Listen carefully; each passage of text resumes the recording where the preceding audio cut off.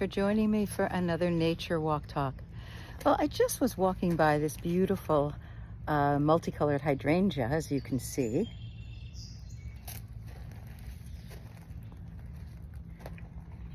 It's one plant, and perhaps you've noticed that on the same plant there are bright blue and bright pink and soft lavender blooms.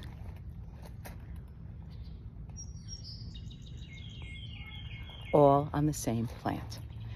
So my inspiration for you and for me and for all of us is, look how nature shows us that we can live together.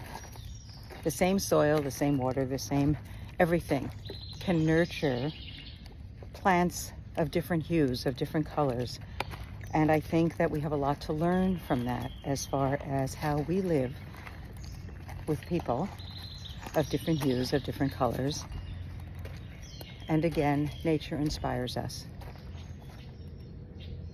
Thanks for joining me for another Nature Walk Talk.